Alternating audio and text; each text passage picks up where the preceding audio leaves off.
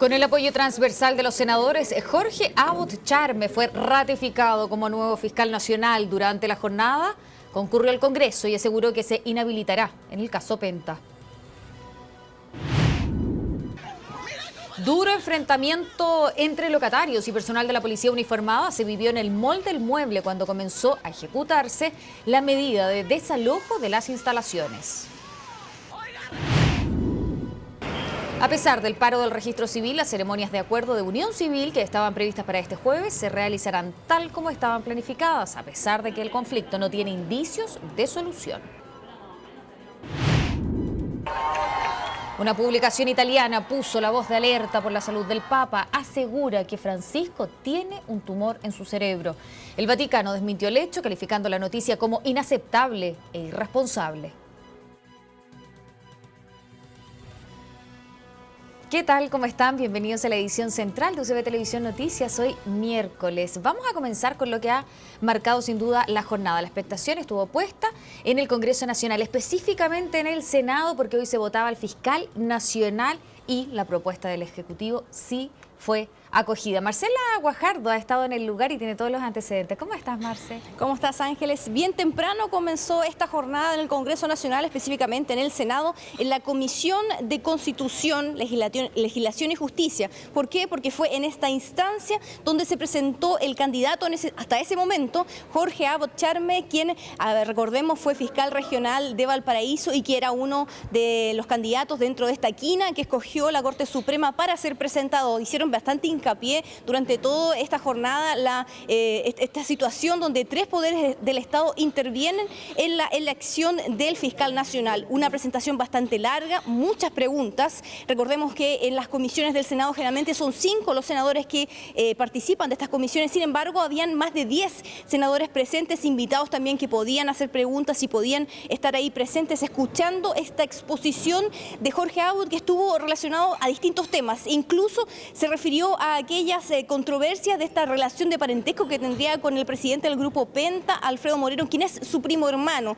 Aseguró de que él efectivamente reconoce este parentesco, pero que también el momento en que se supo esta investigación, donde recordemos que es director ejecutivo de la Fiscalía, no tenía nada que ver a nivel administrativo. De todas maneras, igual le dio inmediatamente de conocer este nivel de parentesco al fiscal nacional, Sabas Chaguán, y que se inhabilitó, y también anunció que en cualquier tipo de investigación se va a inhabilitar. ¿Por qué te menciono, Ángeles, este tema en específico? Porque probablemente este punto fue clave para que los senadores de la UDI y RN decidieran dar su voto a favor. Recordemos que hasta hace pocos momentos, durante la tarde, incluso minutos antes que comenzara la sesión, no se sabía cuál iba a ser la posición de los senadores de la oposición, específicamente porque la sesión de la comisión terminó bastante tarde, cerca de las 2:30 de la tarde, y a las 3 empezaba la sesión. Entonces los senadores de la derecha tuvieron solamente media hora para ponerse de acuerdo y finalmente tomar la decisión. Pasemos a escuchar primero cuáles fueron las palabras de Jorge Abbott a la salida de esta Comisión de Constitución, donde se presentó como candidato para la Fiscalía Nacional. Ha sido una intervención bastante larga. Ustedes han visto ya las respuestas que hemos dado. En consecuencia, creo ya que podrán estar aclaradas todas las dudas ya que se pueden haber tenido respecto de mi postulación. Y ya a contar de las 3 de la tarde comenzó la votación en el Senado, donde asistieron la mayoría de los parlamentarios y finalmente se realizó esta votación. Te cuento, Ángeles, algunos detalles acerca de esta sesión. La primera persona a intervenir, el primer senador a intervenir fue Hernán Larraín, recordemos, el presidente de la Unión Demócrata Independiente, y él dio una intervención que duró cerca de 10 minutos, y en la última parte, porque todavía no decía nada claro, en la última parte él dijo que estaba a favor, que iba a votar a favor del fiscal nacional, y extrañamente, o digamos para que veas el nivel de tensión que había en ese momento, se sintieron murmullos y una especie de respiro por parte de muchos senadores, y también recordemos que ahí se encontraba la ministra de Justicia y el ministro vocero de Gobierno, que estaban presentes en la sala. El ministro Burgo también estuvo un momento en la sala, así que bastante alivio, por supuesto, con esta primera intervención. La segunda fue del senador Espina, quien también aseguró de que la bancada de RN también iba a dar su voto a favor, y de ahí todo fluyó bastante tranquilo, muchas caras sonrientes después de estas dos intervenciones. Y ahora pasemos a escuchar las declaraciones de los parlamentarios y también de la ministra de Justicia acerca de esta votación a favor, finalmente ratificado el fiscal nacional Jorge Abbott. el que haya conciencia, además de que la Fiscalía no solo había generado problemas en esa área, sino que había fracasado en el control de la delincuencia, a nosotros fue decisivo para poder tomar la decisión y apoyar este nombramiento. Los nombramientos de este tipo es bueno que sean respaldados por la mayor cantidad de senadores. Creo que eso finalmente es un voto de respaldo a la Fiscalía, a la institucionalidad, una institucionalidad tan relevante en algo muy sensible para todos los chilenos, como los temas de seguridad ciudadana. Lo hicimos con responsabilidad y lo hicimos además con unidad entre los senadores. Yo quiero recordarles que nosotros expresamos que íbamos a tomar nuestra decisión después de escuchar la intervención del fiscal en la Comisión de Constitución. Yo creo que hizo una excelente exposición y sobre todo porque asumió el desafío de disminuir los altos niveles de impunidad delictual que existen en Chile, particularmente en los casos de los delitos de robos violentos y narcotráfico. En relación a las inhabilidades, aquí las inhabilidades están establecidas por ley. Yo creo que es muy importante que él haya dicho que incluso en el caso actual, siendo él director ejecutivo, donde él no siendo fiscal, igual solicitó inhabilitarse cualquier gestión administrativa y legalmente lo que corresponde siendo fiscal es hacerlo, él lo ha señalado, me parece correctísimo hacerlo, pero aquí hay disposiciones legales que lo que se está haciendo es dándole cumplimiento. El actual fiscal nacional, Sabas Chaguán, va a dejar su cargo, Ángeles, el 1 de diciembre y el 2 de diciembre asumiría el nuevo fiscal Jorge Abot después de haber logrado este triunfo tan sufrido para la nueva mayoría. Recordemos que necesitaba 25 votos y obtuvo 32. Así que bastante alegría en el gobierno y también en los senadores de la nueva mayoría por este triunfo, con la ayuda también, hay que decirlo, de la oposición. Sí, y un respiro para el Ejecutivo que por deje le ha tocado difícil estos últimos días. 1.000.000 de gracias, Marcela, que estés muy bien. Hasta luego. Nos vemos.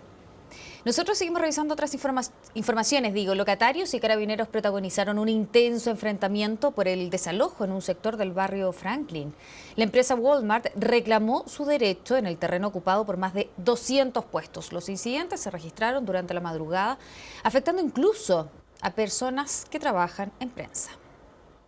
¡Estos hueones no respetan ni a las mujeres! Esto se vivió en 2 días en un sector emblemático de la comuna de Santiago. Todos por el inesperado desalojo en este lugar del Mall del Mueble. El terreno es propiedad de Walmart, que se lo arrendó a la inmobiliaria Carmona Hermanos. La multinacional hoy reclama este sector. Este es el reflejo de todo nuestro trabajo, o sea, acá estamos, a brazos cruzados. Yo soy papá y mamá, no tengo otro trabajo más que este. Que el gobierno se haga cargo, como una empresa multinacional que viene de afuera. ¿Por qué no hace esto a nosotros? Somos trabajadores, gente humilde, nada nos regalan. A través de un comunicado con 3 puntos, la empresa señaló que un fallo judicial zanjó la controversia. Afirmó que el terreno estuvo ocupado ilegalmente durante 12 años por la inmobiliaria Carmona Hermanos, la misma que fue notificada de la resolución, al igual que los más de 220 locatarios. Nunca hemos sido notificados y no sabemos por qué se está llevando esto. ¿Cuánto cuesta un arriendo acá de local? Ahora, en este momento, subieron a 600.000 pesos. La inmobiliaria, después del fallo, seguía celebrando contratos posteriores a esa fecha. Por lo tanto, nosotros no nos enteramos nunca hasta que vino alguien y dijo: ustedes tienen que salir. Los puestos de alrededor decidieron bajar sus cortinas en señal de apoyo a sus vecinos comerciantes. En otro extremo del polémico terreno se veían camiones preparados para salir con muebles. Hay gente sacando muebles y no es la idea. No es la idea porque en este momento estamos todos luchando por la misma causa y no nos pueden dar la espalda. En la madrugada comenzaron los incidentes. Fueron tensos instantes que incluso afectaron a la prensa. Este funcionario de Carabineros movió una silla en la que estaba un camarógrafo. La institución pidió las disculpas al profesional y a su medio. La Municipalidad de Santiago también respondió al polémico desalojo por medio de un documento. Criticó a Walmart y a la inmobiliaria por no tener un plan de contingencia y ser poco claros con los locatarios. Pero lastimosamente existía una resolución judicial ejecutoriada que se cumplió. Pero tenemos que trabajar en torno a, ciertamente, hacer las evaluaciones de rigor de lo que están sufriendo hoy en día los locatarios. ¡El Mall unido jamás será vencido! Ahora los comerciantes están acordando reunirse con el municipio de Santiago. En la tarde prepararon una olla común y no descartan quedarse a dormir afuera de los locales donde alguna vez atendieron al público. Por 4 días, los funcionarios del Registro Civil se comprometieron a realizar los acuerdos de unión civil, gesto de los funcionarios en medio de la movilización que los tiene enfrentados con el gobierno. Su dirigente llegó hasta el ministerio, pero no fue recibida. Estas son las autoridades que quieren diálogo. Aquí solamente hay represión para los funcionarios públicos. Aquí hay un compromiso del subsecretario y de la ministra. No se escondan y salgan a dar la cara. Molesta se retiraba Nelly Díaz desde el Ministerio de Justicia, la dirigente del Registro Civil que junto a su organismo entró en su 4ª semana de paralización. Llegó dispuesta a negociar, pero solo llegó hasta la puerta. Hoy día queremos entablar el diálogo, pero hoy día no me reciben en el Ministerio de Justicia las autoridades que dicen tanto trabajar con nosotros. Eso es. ¿Impotencia, doña Nelly? No impotencia, tengo rabia porque aquí son 3 o 4 personas que hacen las cosas, ordenan al país lo que hay que hacer, le ordenan hasta la presidenta no toma decisiones por ella. Aquí hay un ministro de Hacienda, aquí hay un subsecretario del Interior y aquí hay un ministro del Interior que está dando las instrucciones para todo el país. Por eso entendemos que tengamos tan poca adhesión al gobierno, ahora lo entendemos. Paralización que suma 23 días de nulo diálogo entre los funcionarios del Registro Civil y el gobierno, movimiento que el Ejecutivo pide terminar para negociar. Nosotros no tenemos ningún problema como gobierno en recibir a los dirigentes gremiales en una situación de normalización de sus funciones. Y así lo ha dicho nuestra ministra, lo ha dicho el vocero de gobierno. Y aunque se fue sin poder entregar una carta, algunos documentos y hasta su por estos días cuestionada liquidación de sueldo, Nelly Díaz aprovechó la cita para entregar una importante información. Mañana están todos los acuerdos de unión civil, el viernes están todos los acuerdos de unión civil, el sábado y el domingo también están todos los acuerdos de unión civil. Este es el gesto que hacen los funcionarios del Registro Civil. Hoy día esperamos el gesto del gobierno y el gesto de las autoridades que se han negado a recibir a los funcionarios del Registro Civil. Era lo que más temían en La Moneda, que la paralización afectara el comienzo de los acuerdos de unión civil. Solo por 4 días, los funcionarios aseguran su normal cumplimiento. Un alivio que jueves, viernes, sábado, domingo se celebren, sin embargo se mantiene la sensación de incertidumbre porque no sabemos qué va a pasar la próxima semana. De no terminar la paralización, la próxima semana, los funcionarios del Ministerio del Interior cumplirían las funciones paralizadas, medida aparte de un polémico plan de contingencia. A las organizaciones de la diversidad sexual se les ha mentido de parte del gobierno en relación a que hay gente capacitada para poder ejercer estas uniones en el día de mañana. La UC asegura su comienzo, pero el diálogo no fluye, las filas de usuarios se incrementan, la paralización continúa y de seguir no descartan radicalizarla.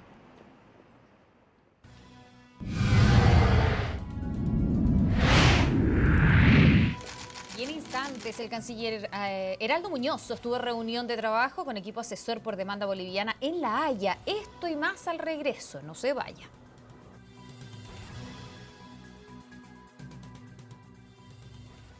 Ya estamos de regreso para seguir revisando las principales informaciones de esta jornada. Con una marcha comenzó este miércoles el paro de los funcionarios de la Junji. Cerca de 1000 jardines infantiles no abrieron sus puertas, complicando también a los apoderados, muchos de los cuales ni siquiera pudieron ir a sus respectivos trabajos por no tener dónde dejar a sus hijos. ¿Cuál es el foco de la demanda? El incumplimiento de un protocolo de acuerdo firmado el año pasado. Tuve que faltar al trabajo, tuve que pedir permiso, decirle que tenía un problema y por eso no lo pude mandar hoy día al jardín, o sea, no pude ir a trabajar. Igual me complica porque puedo tener causa de despido. Como ella, fueron miles los apoderados que este miércoles se vieron obligados a faltar a su trabajo por no tener dónde dejar a sus hijos. Todo por el paro nacional convocado por la AJUNJI, que se mantendrá hasta el viernes y que comenzó con una marcha y un acto por la Alameda. No nos tienen personal suficiente para la extensión horaria. Entonces no cubren las licencias médicas, recargando el trabajo al resto del personal. Tienen varias demandas laborales, pero es el presupuesto 2016 destinado a su área el que provoca el mayor conflicto. Acusan que en 2014 se firmó un acuerdo para registrar dentro del plan un aumento de grado de los funcionarios, acorde a la modificación de la ley de planta. Sin embargo, cerca de 5.000 trabajadores habrían quedado fuera del beneficio, pese a que cumplían con los requisitos. El problema es que nuestra gente, si no están estos recursos, el próximo año no van a tener ninguna posibilidad de poder mejorar su remuneración, ¿ya? Ese es el punto más clave porque tiene que ver con la falta de cumplimiento de un acuerdo por escrito con la autoridad. Subió grado a algunas personas y la otra no se le sube hasta como en 2 años más. Y eso disminuye nuestro sueldo. Aseguran que ha habido nula respuesta de la Junji a sus demandas, lo mismo con el Mineduc. Por eso y como medida de presión, ni siquiera se contemplaron los turnos éticos en los jardines de sectores más vulnerables. Apelan entonces a la comprensión de los apoderados que, como Claudia, han tenido que enfrentar también las consecuencias de esta paralización que desde Ajunji no descartan pueda continuar la próxima semana. A casi un mes de rechazadas las objeciones preliminares chilenas ante la Haya, el nuevo equipo asesor comenzó su trabajo para enfrentar la demanda boliviana. El énfasis en esta oportunidad estará puesto en reforzar la estrategia comunicacional. Primera reunión de trabajo en la que advierten será una nueva etapa. El embajador en misión especial Gabriel Gaspar, el coordinador de comunicaciones Ascanio Cavallo y el coordinador de historiadores Joaquín Fermandúa sostuvieron su primera reunión de trabajo con el canciller Heraldo Muñoz y con el agente Felipe Bulnes para enfrentar la demanda boliviana ante la Haya. Estamos muy satisfechos con la participación de estos 3 coordinadores que se suman al equipo que encabeza el agente Felipe Bulnes. Ratificación del agente Bulnes pese a que el pasado 24 de septiembre la Corte Internacional de Justicia rechazara la tesis chilena de la incompetencia para ver la demanda de Bolivia. En esta nueva fase se deberá debatir respecto al fondo, es decir, se mezclarán los argumentos históricos, políticos y jurídicos. Esta es una etapa distinta a la procesal preliminar anterior, donde no se tocaba al fondo, y ahora vamos a ir directamente entonces a asuntos donde es necesario que la posición de Chile esté muy clara, tanto a nivel nacional como internacional. Un énfasis en reforzar la estrategia comunicacional, en la que consideran Bolivia ha tomado ventaja con el discurso de Evo Morales. Este miércoles el mandatario altiplánico se convirtió en la persona que ha ostentado durante más tiempo el poder en su país, con 9 años y casi 9 meses. Se lo anunciamos en titulares. Preocupación generó en Italia la publicación de una noticia sobre un supuesto tumor que tendría el Papa Francisco. Desde el Vaticano desmintieron tajantemente la información. El Papa está enfermo. Así titularon este miércoles los periódicos del grupo italiano Quotidiano Nazionale sobre un posible tumor benigno que el pontífice alojaría en su cerebro. Según los rotativos, Jorge Bergoglio hace tiempo visitó una clínica en Toscana para tratar su enfermedad con un reconocido médico japonés especialista en este tipo de patologías. La noticia sorprendió tanto a fieles como al mismo Vaticano, desde donde desmintieron la información que calificaron como inaceptable e irresponsable. Puedo confirmar que el Papa se encuentra en buen estado de salud. Los que estuvieron en la plaza esta mañana lo pudieron ver. Si hubieran tenido que correr detrás de él durante sus viajes al extranjero, lo sabrían. A lo sumo tiene algunos problemas con sus piernas, pero la cabeza me parece que está funcionando absolutamente bien. Quiero reiterar que la publicación de este artículo es un acto muy irresponsable. Es completamente injustificable e indescriptible. A pesar de eso, el dueño de la cadena informativa, Andrea Cangini, aseguró que la respuesta de la Santa Sede es lo normal ante la gravedad de la noticia en la que una enfermera del centro médico fue citada como fuente. Allí el Papa Francisco se habría sometido a un escáner que reveló una mancha oscura en su cerebro que se trataría de un tumor, el cual no necesita de una operación para su recuperación.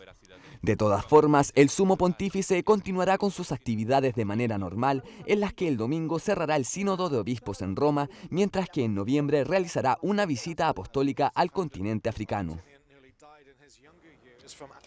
Este miércoles fueron formalizados los sujetos que protagonizaron una balacera en pleno centro de Valparaíso. Entre ellos hay un menor de edad y arriesgan una pena de hasta 20 años.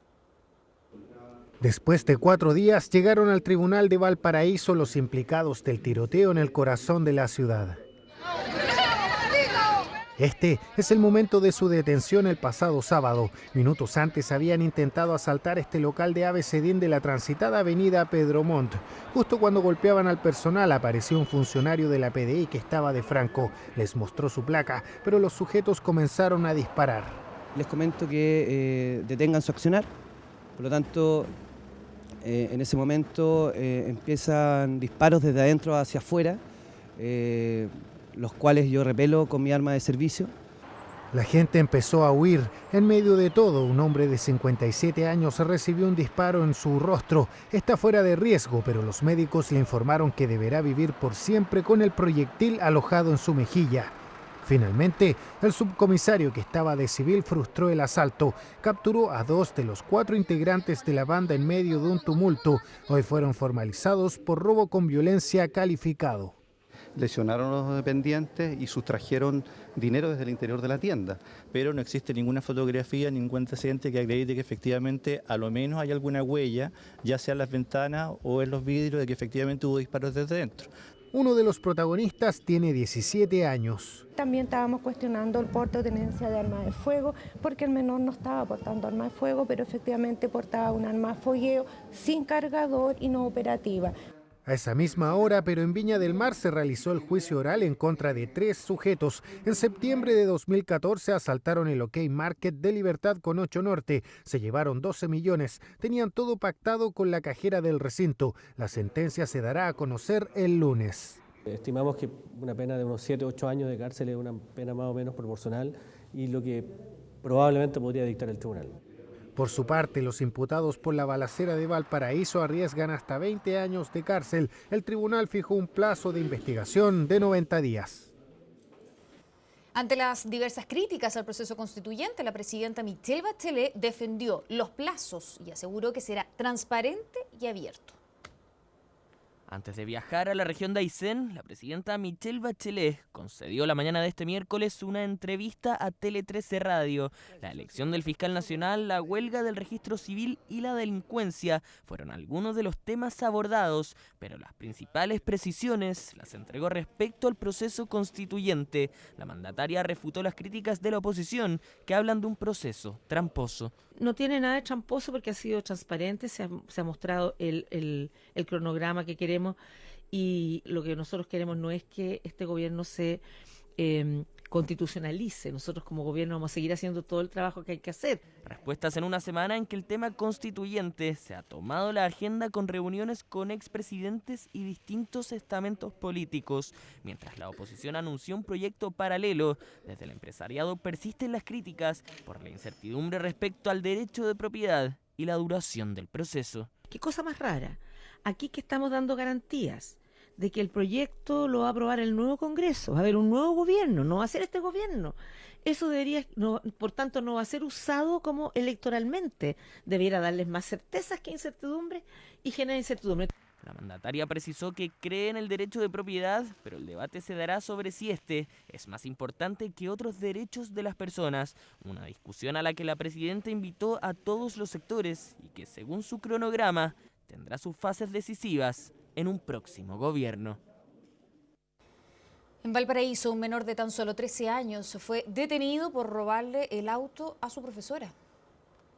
El hecho ocurrió este martes cuando el alumno del colegio Pedro Montt de Avenida Alemania sacó las llaves de la cartera de la profesional después de recibir un reto. Fue directo al vehículo y salió conduciendo hacia el centro de la ciudad. Un grupo de carabineros que realizaba un patrullaje se percató de que se trataba de un menor y lo intentó detener. Sin embargo, el estudiante huyó, iniciándose allí mismo una persecución. Finalmente, los efectivos lograron capturarlo en calle Condel. Este miércoles pasó a disposición del Tribunal de Familia y quedó internado en el centro del Sename de Playa Ancha. De buzo, un buzo con el pelo corto y se veía muy él así asustado, compungido, no sé cómo llamarlo, y lo detuvieron y lo metieron al vehículo policial. Ha sustraído las llaves de algunas de las profesoras en el momento que estaba conversando con ella, en una de las oficinas, y ahí se produce la sustracción del móvil de acuerdo a los antecedentes que estamos manejando hasta el momento. Más de 2.000 productos irregulares entre máscaras, disfraces, juguetes y accesorios fueron sacados del mercado, esto tras ser fiscalizados.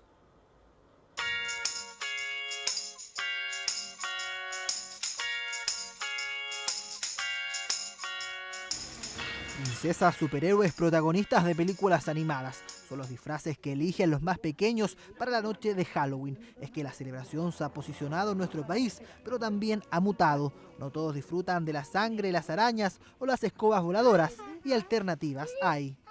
Que ha una semana y media para Halloween. Tenemos disfraces de niños que son como más alternativas simples para que no se asusten tanto. Son las princesas, Minions, Star Wars. Y aparte las máscaras del susto, estos monitos que se mueven, que provocan sonidos, máscaras que brillan en la oscuridad, distintas decoraciones.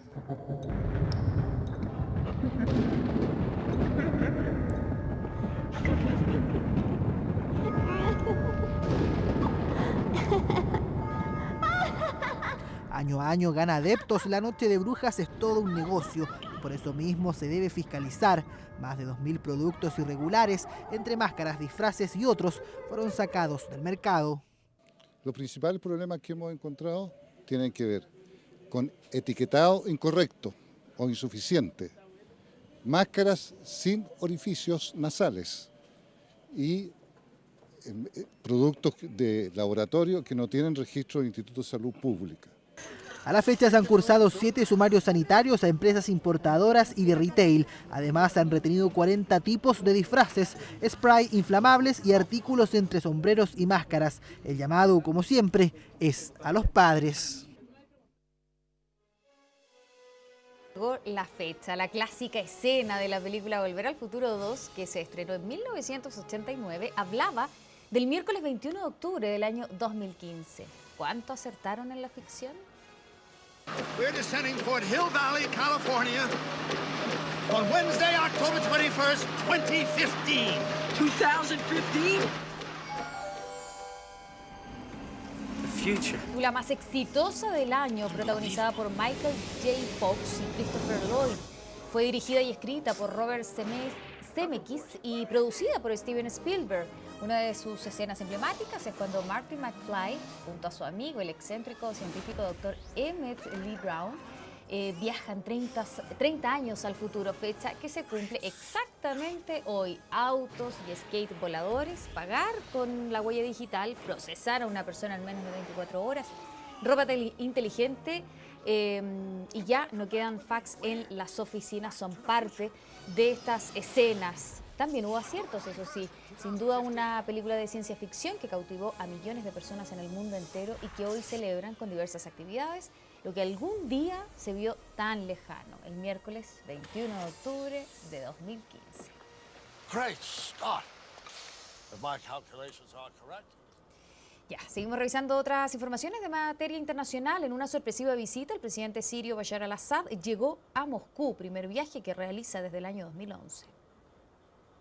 El encuentro con Vladimir Putin se concretó la noche de este martes en la capital rusa. Bashar al-Assad viajó por primera vez fuera de su país en más de 4 años para abordar anoche con su homólogo y gran aliado la marcha de las operaciones contra el Estado Islámico. أن أؤكد بأن الجهود التي قمتم بها أولا سياسيا منذ بداية الأزمة كان لها تأثير في أن تجعل الأمور. Сирия дружественная для нас страна. Мы готовы внести свой посильный вклад не только в ходе боевых действий в борьбе с терроризмом, но и в ходе политического процесса. En Ramallah, el secretario general de las Naciones Unidas, Ban Ki-moon, realizó una condena tajante de los asentamientos judíos. Aseguró que las actividades en los asentamientos en Cisjordania son ilegales y pidió rebajar la tensión entre ambas naciones que se registra en las últimas 3 semanas, tras la reunión con el presidente palestino Mahmoud Abbas. Mientras, Benjamín Netanyahu, presidente de Israel, culpó a los palestinos de ser los responsables del holocausto. Declaraciones que generaron inmediata respuesta. Desde Alemania, la canciller Angela Merkel pidió no desconocer la historia y la responsabilidad de Adolfo Hitler y su país en esta materia. Estas imágenes corresponden al incendio en el campamento de refugiados en la frontera de Eslovenia y Croacia. Las hipótesis apuntan a que las llamas se habrían originado por las mismas fogatas que utilizan para calefaccionarse producto del frío que ya se registra en la zona. Y la segunda teoría, a modo de protesta de los mismos inmigrantes ante la lentitud del procesamiento de los trámites, situación que obligó a desplazar al ejército hasta el lugar para gestionar la marea migratoria. Desde el sábado, cuando Hungría cerró su frontera con Croacia, unos 21.500 migrantes y refugiados, de ellos 8.000 solo ayer, han llegado a Eslovenia, un país de apenas 2 millones de personas. Presentamos Deportes en UCB Televisión Noticias. ¿Cómo está? Muy buenas noches. Comenzamos nuestro bloque deportivo con no muy buenas noticias porque ayer se ratificó lo que era la lógica antes del partido y es que los nigerianos tenían una potencia física y una capacidad que era difícil de contrarrestar por esta rojita que ha tenido hartos problemas en la preparación y que además se mostró como un equipo de menor envergadura con respecto a los africanos. Rápidamente los africanos se pusieron en ventaja a través de Chumbwewe, quien marcó en el segundo 29. Después, Nahuali en el minuto 17 marcó el segundo de penal.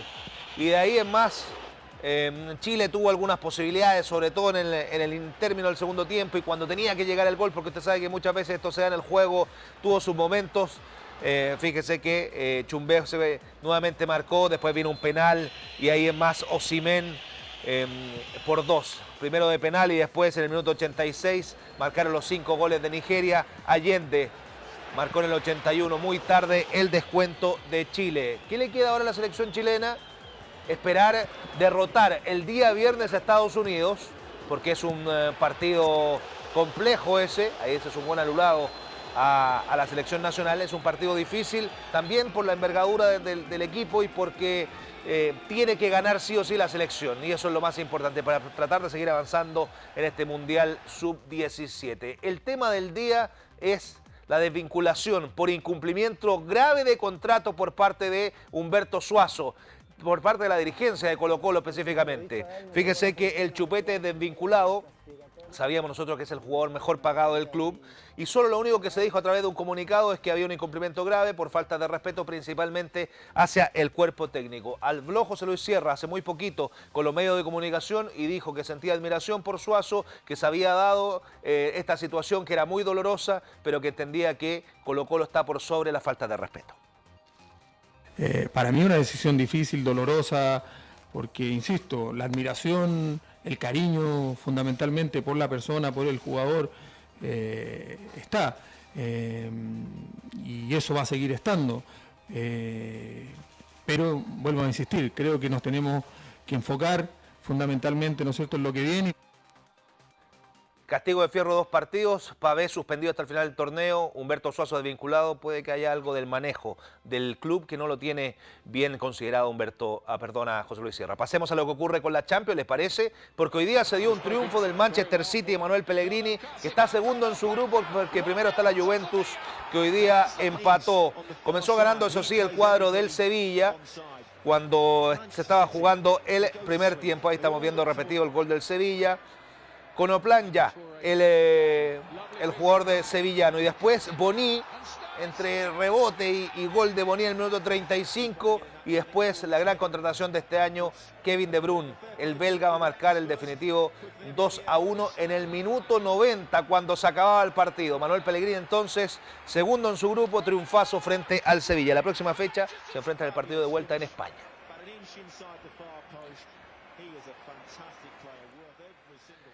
Con esto cerramos nuestro bloque deportivo. Que esté muy bien, que tenga muy buen resto de semana. Chao, chao. Hemos presentado Deportes en UCB Televisión Noticias. Con Deportes finalizamos la edición central del día de hoy. Como siempre, 1.000.000 de gracias por haberse informado junto a nosotros. Nos vemos mañana.